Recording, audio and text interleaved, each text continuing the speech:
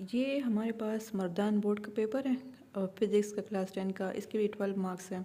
अच्छा, ये बात मैं फिर बता रही हूँ कि जो है ना, एक बोर्ड के पेपर के क्वेश्चन दूसरे बोर्ड में रिपीट हो सकते हैं। ये नहीं कि बस मर्दान बोर्ड का पेपर है तो मर्दान बोर्ड के पेपर में ही रिपीट होंगे क्वेश्चंस, नहीं, इस तरह नहीं है।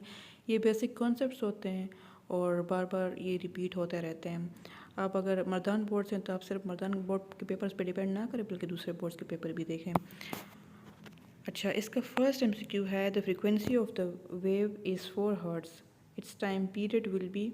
एक वेव है, उसकी फ्रीक्वेंसी 4 हर्ट्ज़ है, तो इसका टाइम पीरियड क्या होगा? तो हमें पता है कि टाइम पीरियड और फ्रीक्वेंसी का फार्मूला क्या है, 1/, हम क्या करेंगे, हमें फ्रीक्वेंसी गिवन है तो टाइम पीरियड किसके इक्वल होगा, 1/4। तो 1/4 हमारे पास 0.25 सेकेंड्स बनते हैं। तो ये करेक्ट ऑप्शन इन्होंने करेक्ट मार्क किया हुआ है, जो इन्होंने मार्क किया हुआ है ना 0.25, ये करेक्ट है। Human ear can not here sound of frequency lower than. अच्छा, उस इससे पहला जो 2019 का जो पेपर मैंने सॉल्व किया तो उसमें कह रहे हैं ग्रेटर देन, तो ग्रेटर देन में हमारे पास 2000 हर्ट्स आंसर था। अब इसमें लोअर देन पूछ रहे हैं तो इसमें ये 20 हर्ट्स आंसर होगा, ठीक है। तो उसमें एक बंदी ने 20 हर्ट्स लिखा था, वो इनकरेक्ट था। Which of the following can not transmit sound, sound हर चीज़ में ट्रांसमिट होती है सिवाय वैक्यूम के, तो ये इसका वैक्यूम इसका आंसर है। The magnification of astronomical telescope is found by, अच्छा ये भी रिपीट हुआ है, ये इसका डी ऑप्शन करेक्ट है, FO/FE। The device which stores charge is known as, ये भी रिपीट हुआ है, कौन सी डिवाइस चार्ज स्टोर करती है, तो वो है capacitor. Which of the following bulb is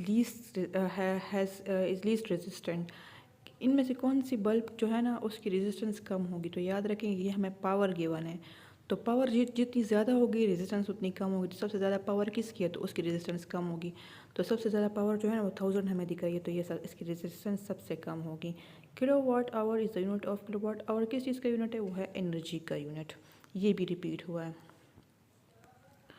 a device which converts electrical energy into mechanical energy, वो डिवाइस जो इलेक्ट्रिकल एनर्जी को मैकेनिकल एनर्जी में कन्वर्ट करते हैं, जैसे कि हम कहते हैं मोटर या DC motor. The output of an AND gate will be 1 if, output कब हाई होगा या 1 होगा, जब दोनों इनपुट्स 1 होंगे एंड गेट में, ठीक है। क्योंकि एंड गेट का जो हमारे पास बुलियन इक्वेशन है वो हमारे पास है A.B, तो डॉट आ रहा है ना, तो बहुत इनपुट्स 1 होंगे तभी मल्टीप्लिकेशन से 1 आंसर आएगा। तो मतलब ये है कि हमारे पास इसका आंसर करेक्ट जो है ना वो C है। Which of the following is output device, इनमें से कौन सी डिवाइसेस आउटपुट है, तो हमारे पास इसमें 2 डिवाइसेस ऐसी हैं जो आउटपुट है। स्पीकर हमें वॉल्यूम देती है ना, आवाज़ देती है, ये हमें आउटपुट देती है कि किस फॉर्म में, टेक्स्ट की फॉर्म में या वीडियो की फॉर्म में। तो बस इनमें से एक आपने टिक करना है, तो बस मॉनिटर ही कर लें। ये सब के जिन्होंने B किया होगा C के, सब के करेक्ट होंगे, ठीक है। अब आ जाता है 11 number, radio activity was discovered by, तो इसका ये A ऑप्शन करेक्ट है, ये तो बस नेम याद रखना है।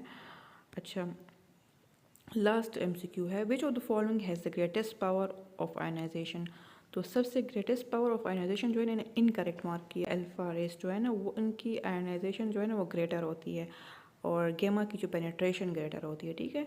तो इन आयनाइजेशन पूछा हुआ था, ये अल्फा रेस है।